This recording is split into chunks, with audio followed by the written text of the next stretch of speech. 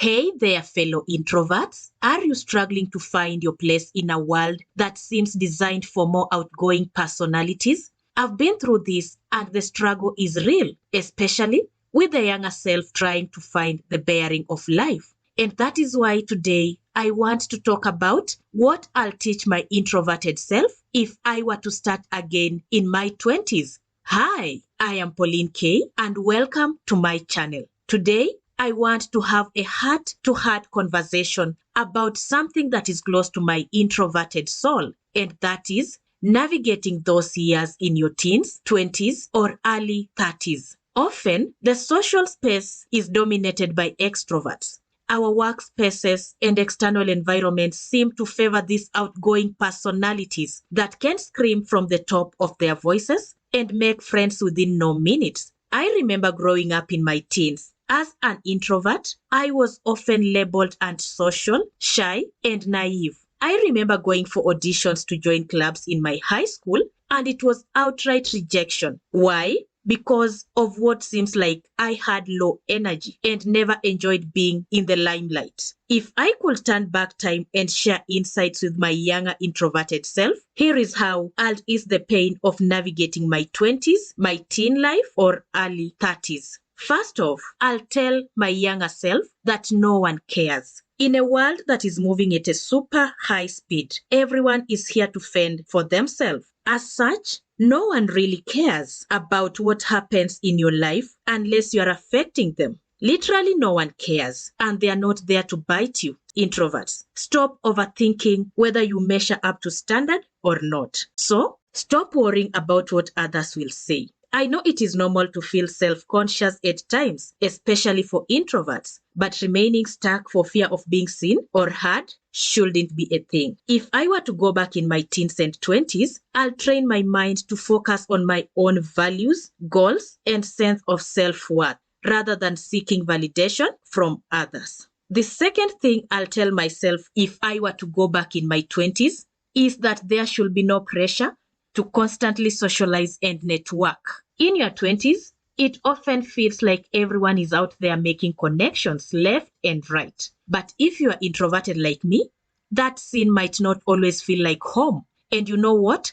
That is perfectly okay. If I were to go back in time, this is what I'll tell my younger self. Instead of forcing yourself into every social gathering, just focus on quality over quantity. Seek out meaningful connections with people who energize you rather than draining your precious introvert batteries. Next up, I will tackle the dreaded FOMO, that is, fear of missing out. Trust me, I get it. It is easy to scroll through social media and feel like everyone else's life is on top or is a non-stop adventure, while yours as an introvert is, well, a bit low-key. But here is the thing. Comparison is the thief of joy. If I were to go back to my teen years, I will learn to embrace the things that bring joy and genuine happiness in my life. Whether that is curling up with a good book or exploring nature, your journey is yours alone. And there is no right or wrong way to live it. Find something that brings joy to you and stop comparing yourself to that high energy girl next door. The fourth thing I will address concerning my introverted self is speaking up. In group settings or meetings, we introverts tend to struggle to assert ourselves or share our ideas. In my head, I used to be like, is this point even important? Especially if I am overshadowed by more outspoken individuals. But you know what? Yes, your point is important and it matters. If I were to go back and advise my younger self, I will encourage her to speak up for herself. Share your views and highlight your achievements. Just learn to compose yourself and deliver it without rushing.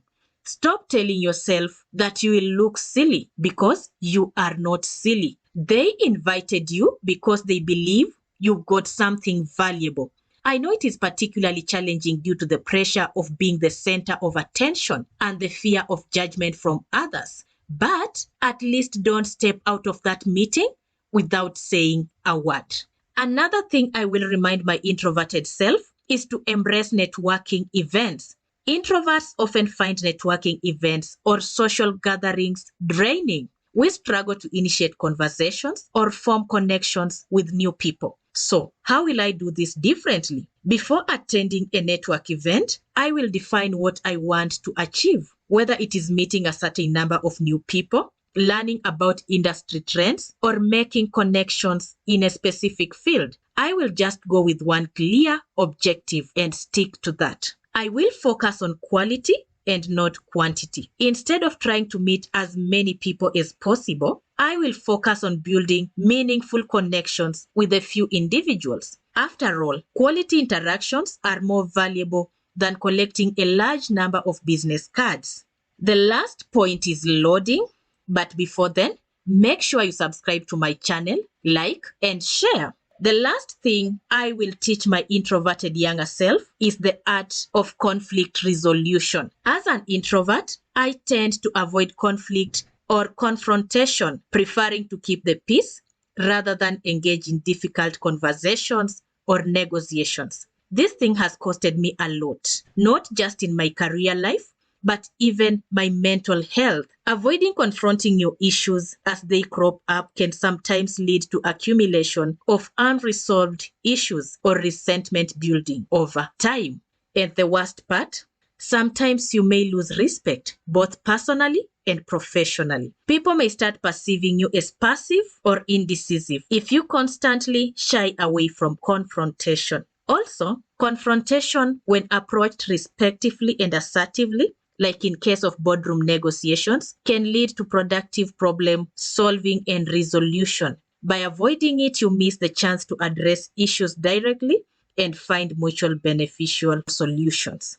In conclusion, I will insist on taking care of yourself as an introvert. Whichever route you take, as long as it is meant to protect your sanity, stick to it. Taking care of yourself isn't selfish.